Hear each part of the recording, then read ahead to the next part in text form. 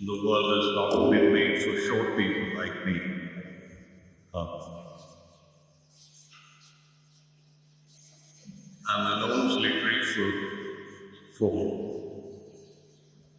this invitation to deliver the Pavlos Margregorios lecture and the warmth and the extravagance of the introduction. My name is Jules John. Thank you. Like all of you, I'm a Malayali, that I speak like this because I spent the majority of my adult life in London. And I'm not an ambitious man, and as a young man, all I wanted to do in life was to find out how the human mind works. And in the 1970s, the best place I thought to learn it was in London.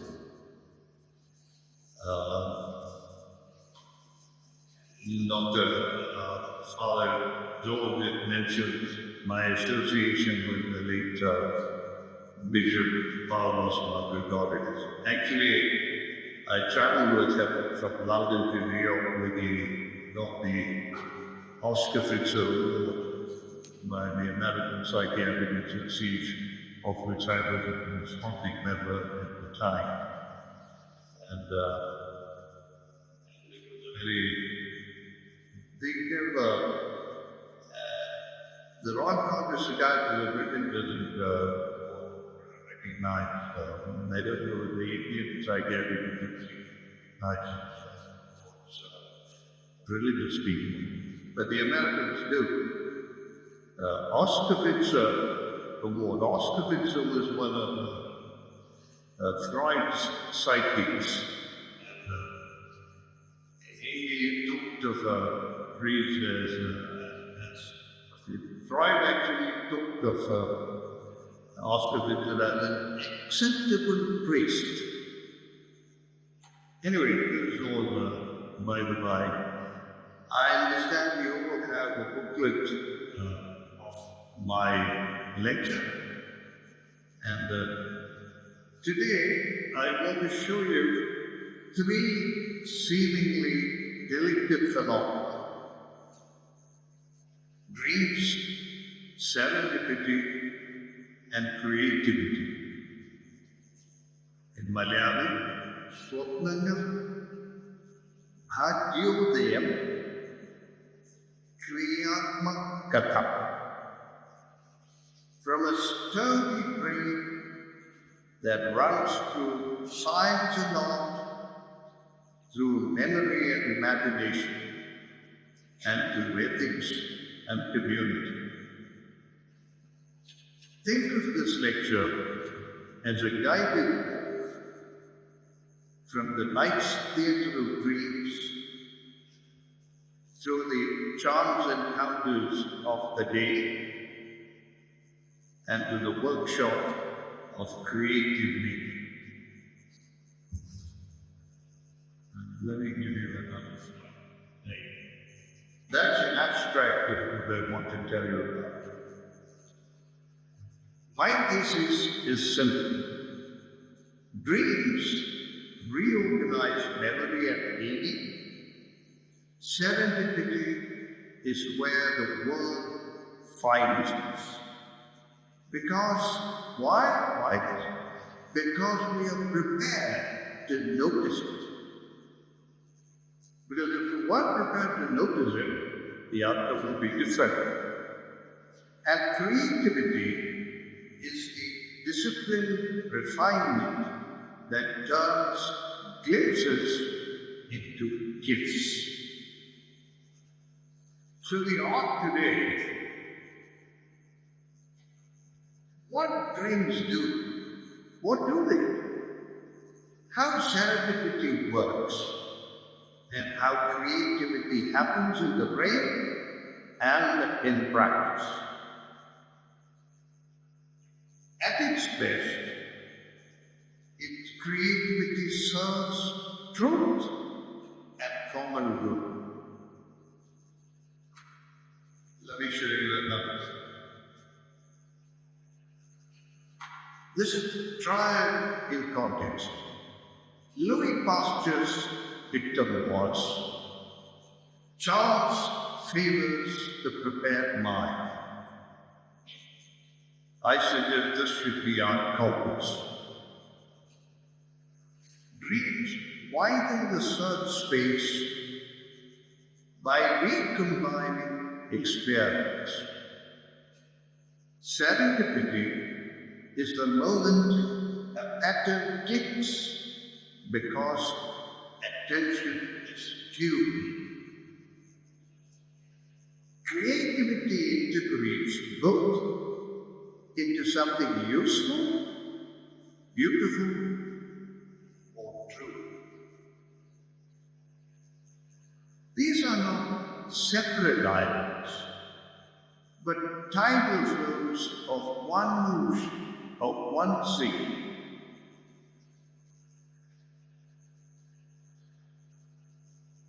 Let me show you another slide. Why now? Why study this now? Because the sign of the sea has entered a renaissance. Because our attention is pressured by devices that tax the very networks we need for insight. And because creativity has been democratized. No longer the preserve of the genius, but a practice open to all with tools, time, and intention. Understanding the trial is not indulgence. It is a civic skill.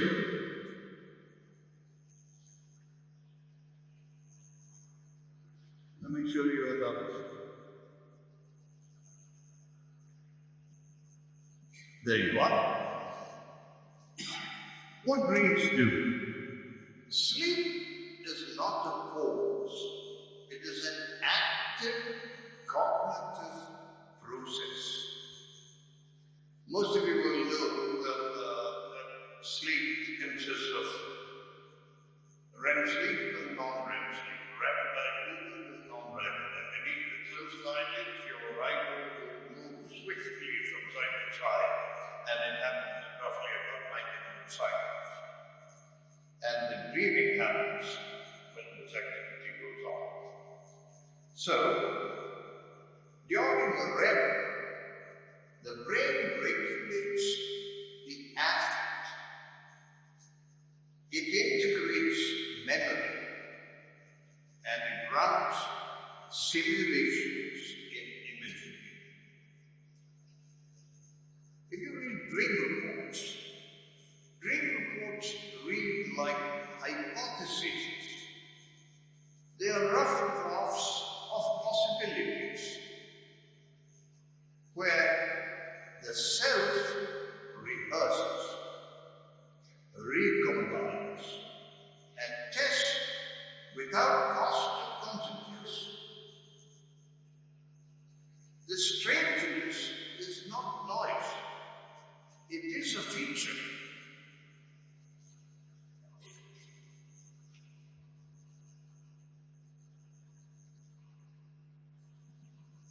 There you go. Dreaming and recombination. In dreams, distant associations become near names. The unlikely adjacency, like the snake and the circle, the melody and the memory, these things can get unstuck. Rigid patterns are formed in waking life. So the rigid patterns become loosened associations. Recombination expands the solution space by relaxing the rules.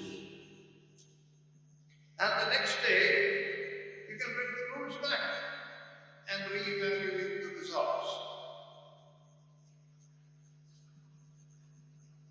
Here is another stone.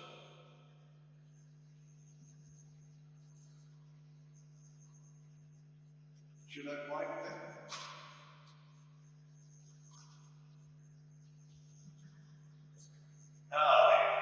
Thank you. It's my lack of experience. It's not technology. Hypnagogic. This is a liminal corridor. Most of you know that from wakefulness to sleep, there are 4 stages of deepening sleep. And between wakefulness and sleep lies this drowsy vestibule where novel images and phrases will flicker. Thomas Edison and Salvador Dali tried to catch this borderland micro-dreaming because it yields unforced, low-friction associations.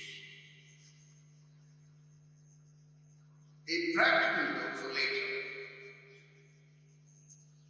Short, intentional drift periods can be renewable sources of raw material for your dream.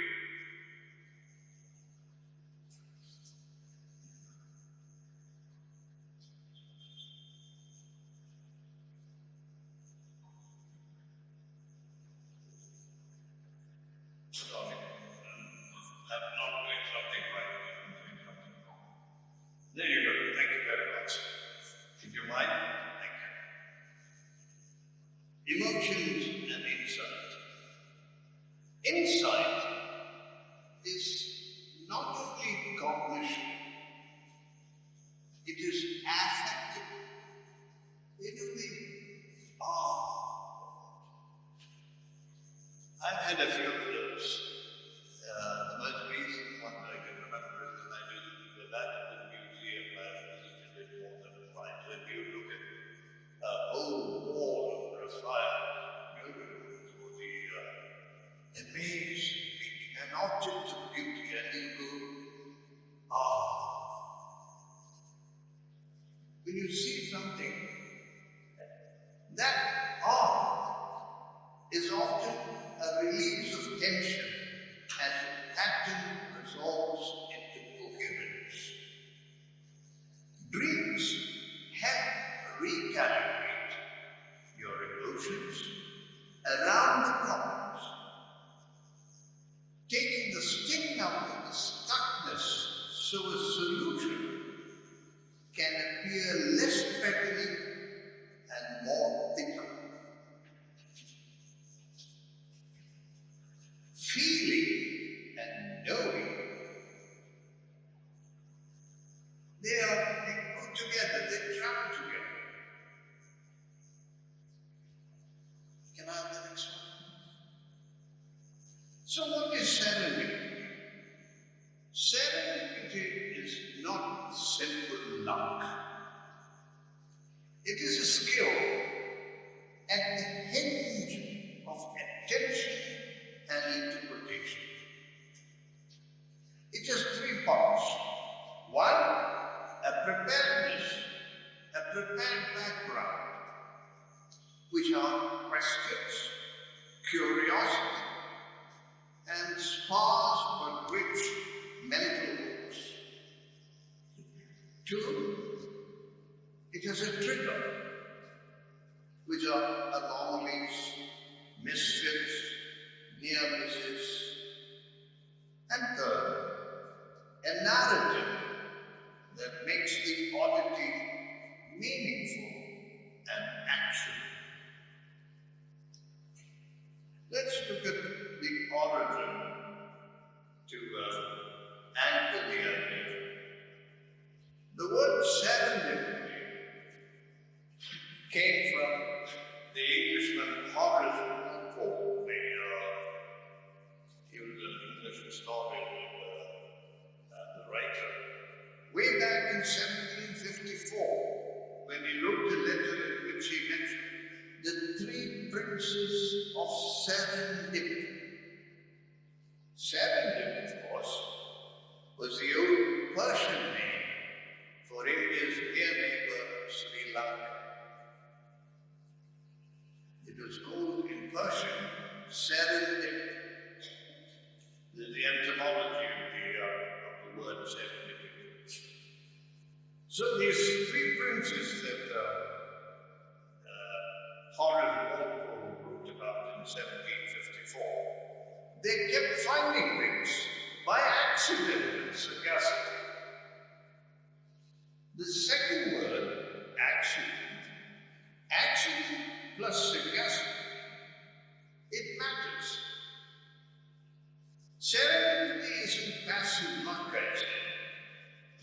It is skilled noticing, joined with a readiness to interpret what appears. You need both of these. Can I have the next slide, please? Thank you. Let's look at a few historical aspects. Many discoveries are stories of noticing. Alexander Fleming, a moldy petri dish, a miswired instrument, a failed attempt that turned out to be the real part. The point is, it is not romantic myth-making. It is to learn the mechanics. What conditions, minds, and cultures make noticing more likely. There is also a sociologist at the School of Behavioral Studies maybe know more about it. Robert K. Merton, he described serendipity pattern as unanticipated, anomalous, and strategic. It is three components. Something you didn't set out to find, which doesn't fit your expectations, and thirdly, becomes useful once you reframe the question. That's when it begins. That three-step lens turns happy accidents into a method you can practice.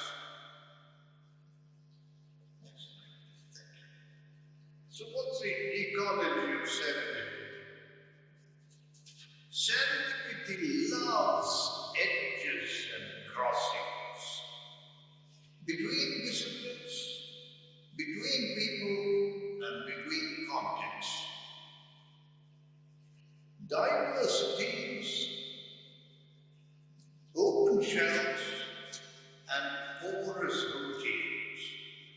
All of this raise the possibility and the base rate of interesting collisions to happen. Because serendipity loves edges and crossings, we can design for it. Open stacks, unscripted browsing hours, cross-disciplinary lunches, mixed background teams, and rotating seating arrangements. All this helps. You need to have an opportunity for your mind to be open. Low-stakes poster presentations, where half-baked ideas are welcome. Policies that protect time without doubt. Every one of these increases the chances of the base rate of fruitful collisions to happen.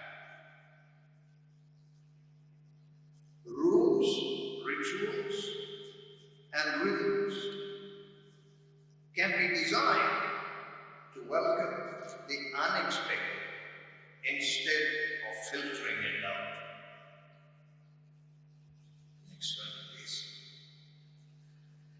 That's preparedness. Preparedness is not encyclopedic knowledge. It is a sparse network of good questions and half-baked schemas. This kind of readiness creates more surfaces for reality to stick. Read widely, but also keep a live list of possibles. Order your curiosity. Preparedness includes the courage to hold an anomaly in view without forcing it back into the old frame. Think of it as a stance of wave, non-forcing, not idleness, but rested attention that lets you think and allows the thing to show itself. Here in Kenya, there is a saying that captures this active attentiveness perfectly. Kannunil kandavellam kanchini kalay.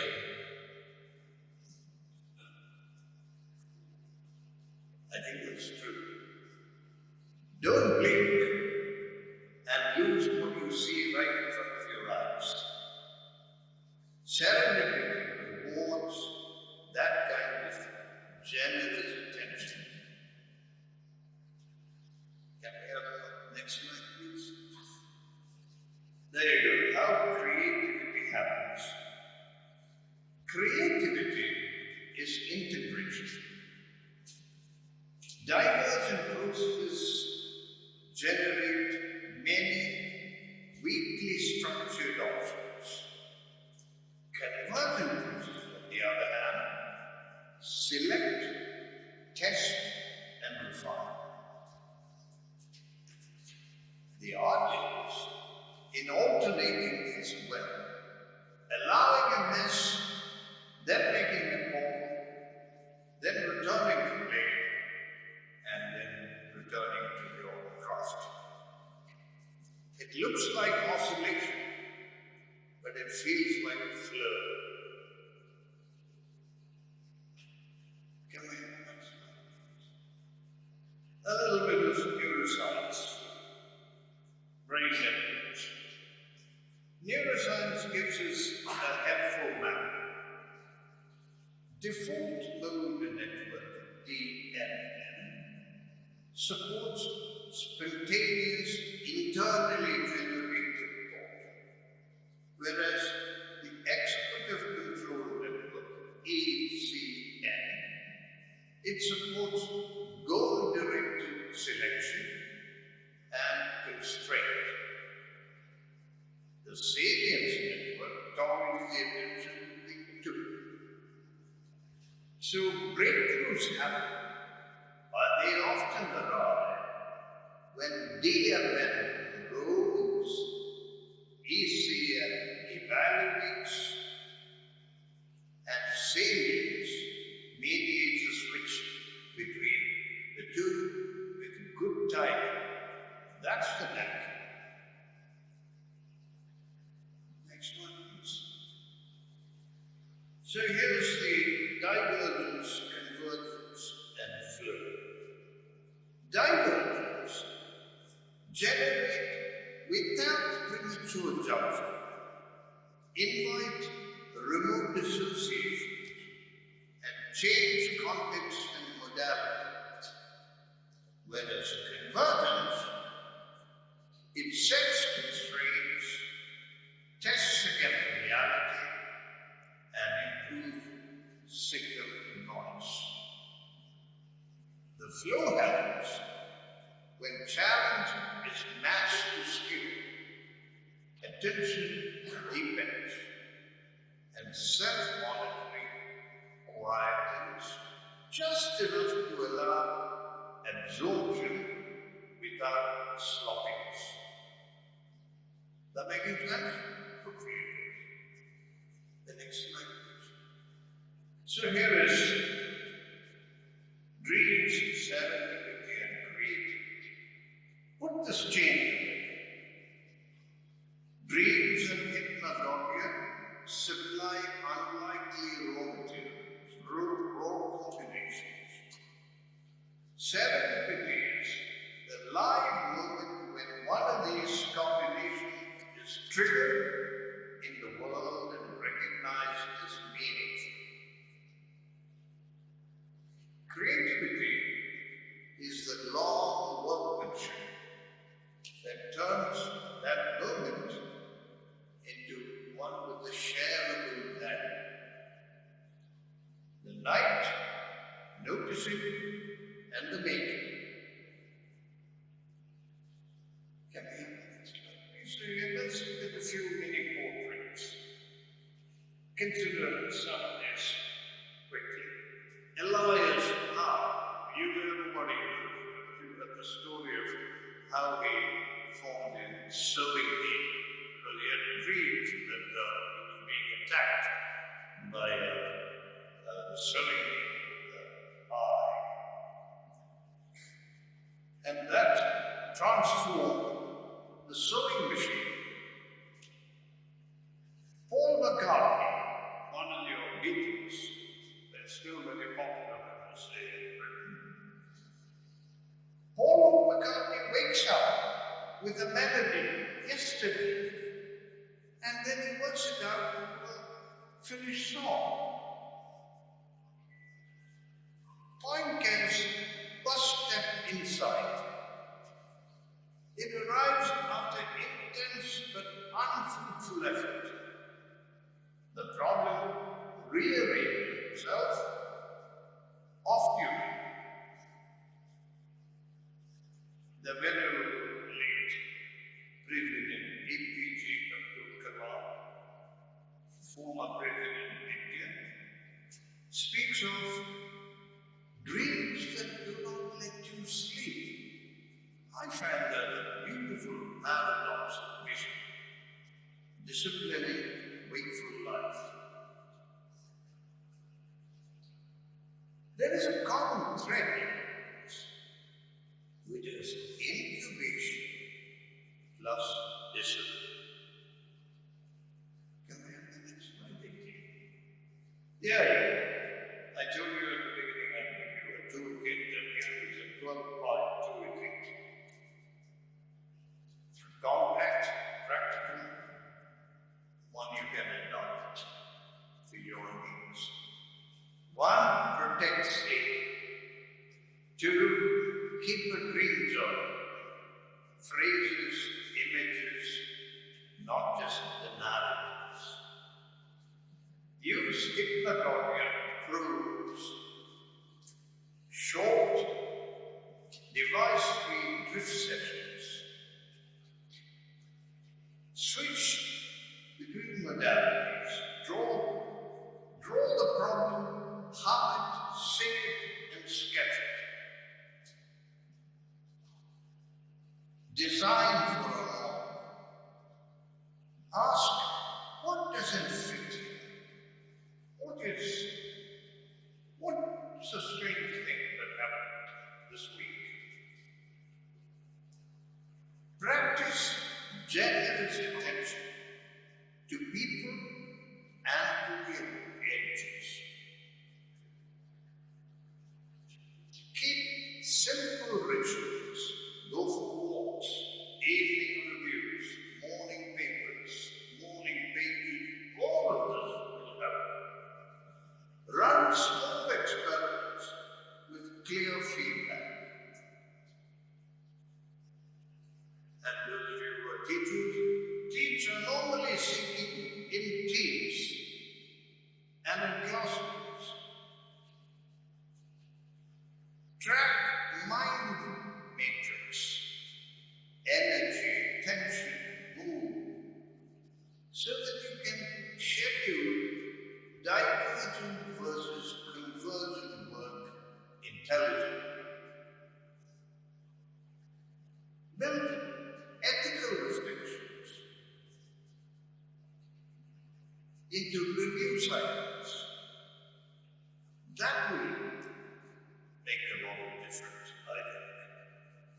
And lastly, in your toolkit, close with community and gratitude.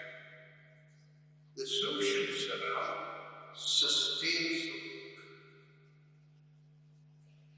When they could be otherwise checked.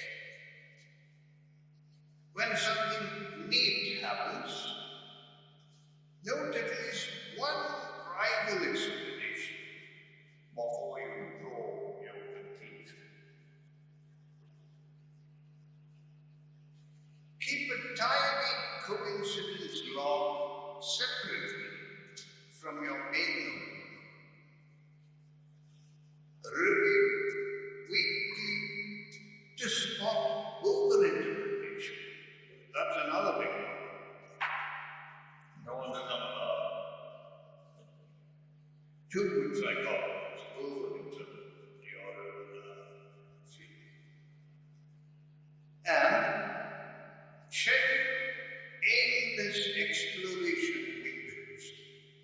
For that, libraries, galleries, wandering around the campus to counter over-optimized routines.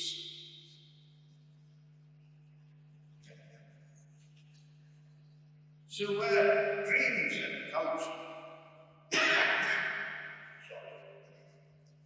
dreams are not merely private. Cultures tend to see them differently. In some traditions, they treat dreams as a communal resource, portals of counseling, moral discernment, or even healing.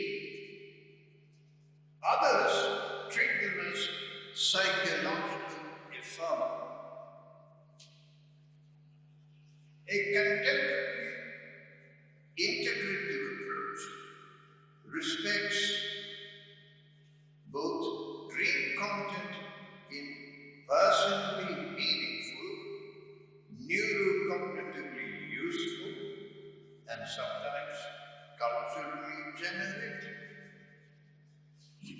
As we shift from personal insight into public action, let's keep one thought in mind, a guiding principle from this land.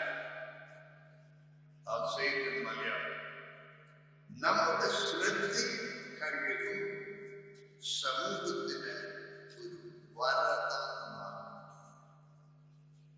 May your attention and skill become a gift to the community. And speaking in this university particularly, it would be very remiss if I did bring in or talk about the Gambian Korea. The Gambian Korea. The Gambian Korea. Creativity must be morally formed. Imagination is not neutral. It takes a shape. Simplicity, truthfulness, and service can orient our imagination so that ingenuity does not overrun wisdom.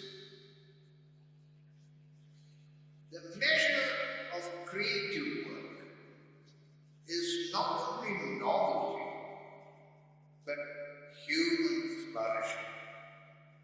How it enlarges dignity and care.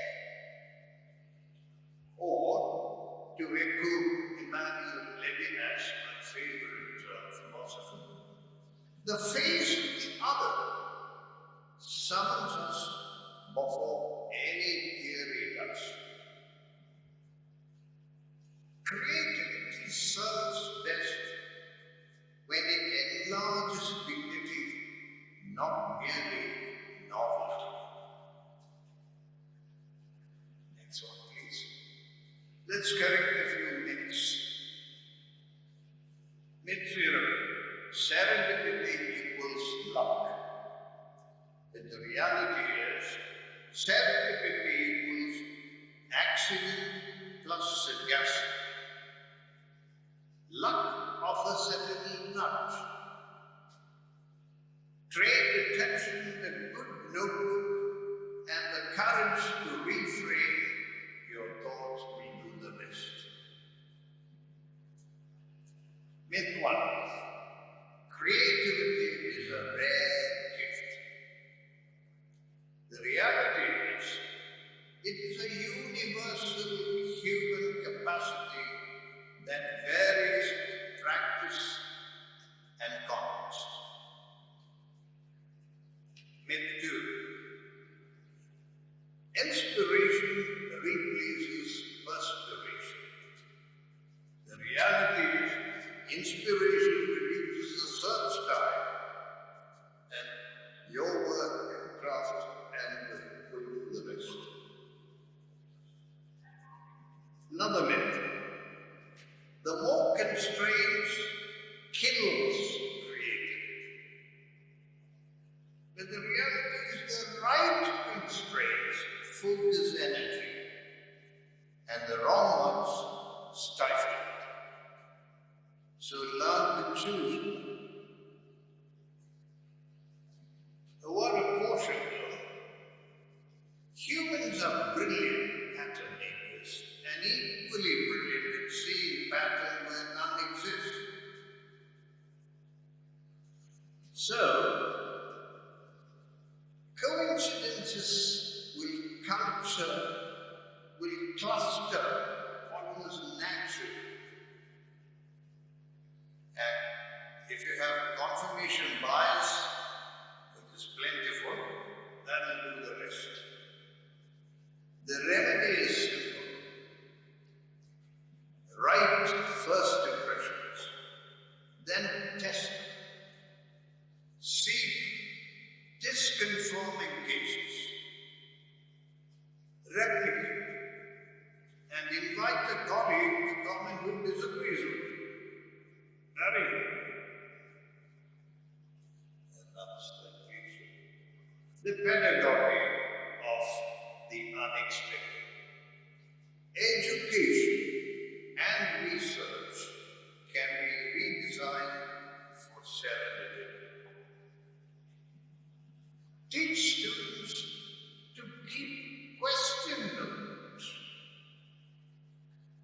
Schedule divergence convergence blocks. Grade for iteration, not only for answers. Build cross-disciplinary corridors where methods bump into each other. On your timetable, put anomaly rounds, find the anomalies. What surprised you this week? Make space for the unexpected and it will surely arrive.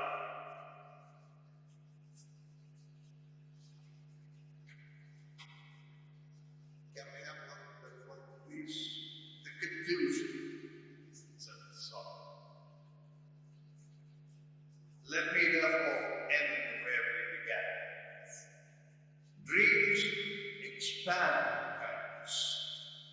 Serendipity points to a promising patch.